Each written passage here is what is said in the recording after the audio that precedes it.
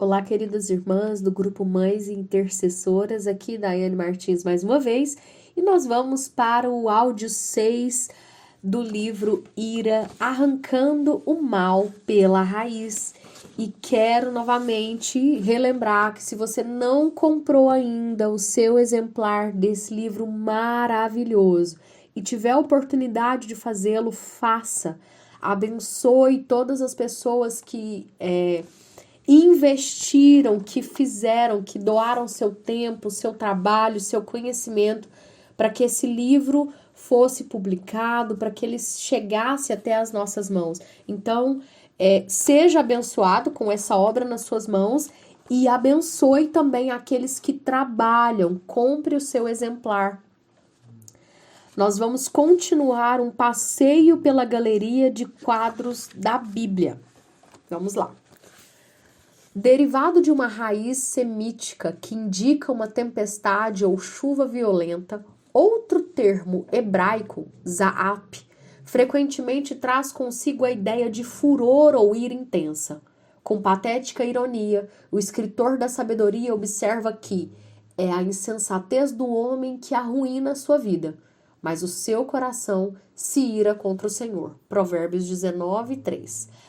Ao passo que 2 Crônica descreve a ira pecaminosa de Asa, 2 Crônicas 16, 10, e Uzias, 26, 19, e a ira justa de Deus, 28, 9. Cada um desses indivíduos irados respondeu a algo que lhe pareceu mal ou injusto. Além desses termos hebraicos, o livro de Daniel usa dois termos aramaicos para ira, e ambos comunicam o exercício do juízo.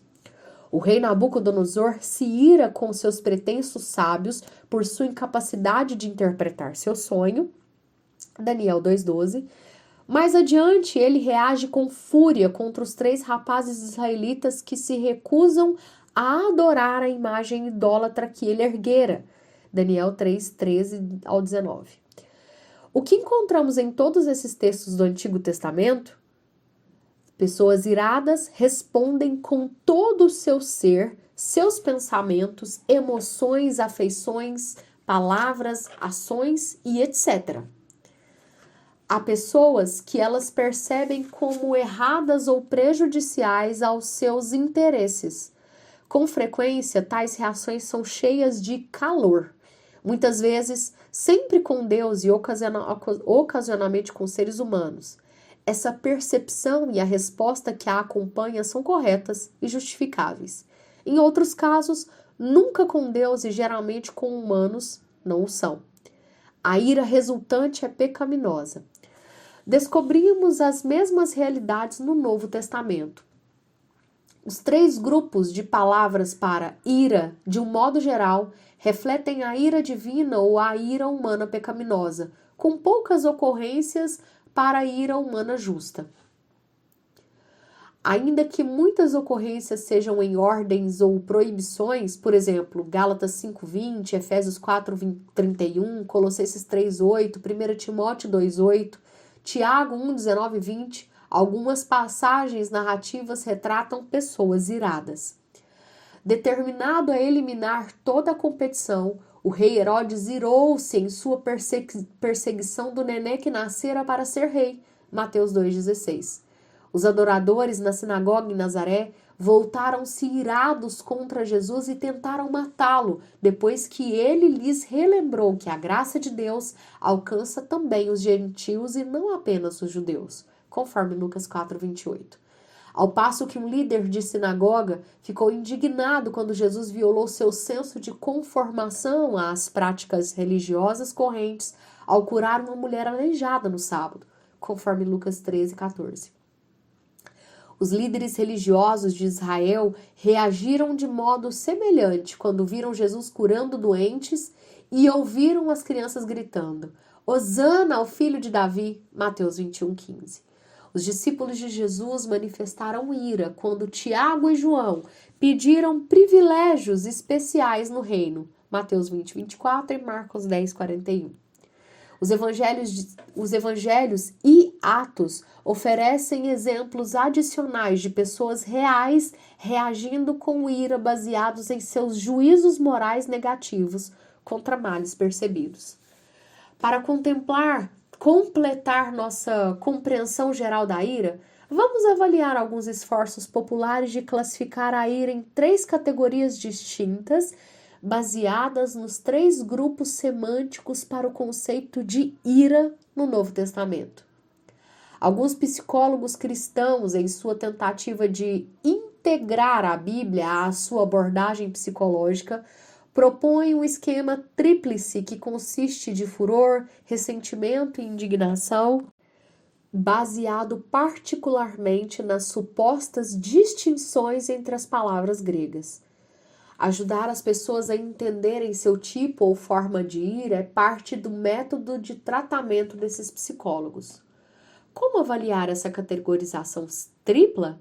Embora muitos estudiosos do Novo Testamento admitam que uma ligeira variação de ênfase possa ser às vezes detectada entre os 3 grupos semânticos, eles concluem que não há diferença significativa entre eles e que são basicamente sinônimos, chegando a aparecer sem distinções nas mesmas passagens. Efésios 4:31 e Colossenses 3:8. Sejam quais forem as diferenças de nuances que possam existir entre esses grupos semânticos, há pouca justificativa para essa estrutura classificatória tão pronunciada. A Bíblia resiste a tal reducionismo. A amplitude do espectro da ira humana, sua e minha, desafia classificações simplistas.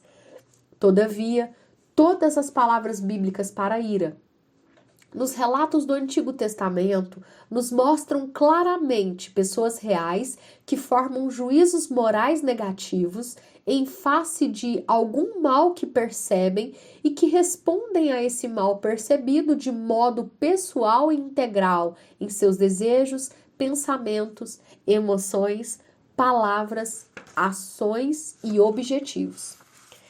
A natureza dos nossos juízos morais e das reações resultantes, ou seja, se são corretos ou errados, bons ou maus, e como proceder à diferença entre eles, serão o assunto do nosso próximo capítulo. Para reflexão posterior e aplicação à vida. 1. Procure em uma concordância os textos onde as palavras ira ou irado e furioso, fúria e raiva parecem na Bíblia. Leia-os e note como muitas referências dizem respeito à ira de Deus. Observe a variedade de pessoas e comportamentos associados à ira na Bíblia. 2.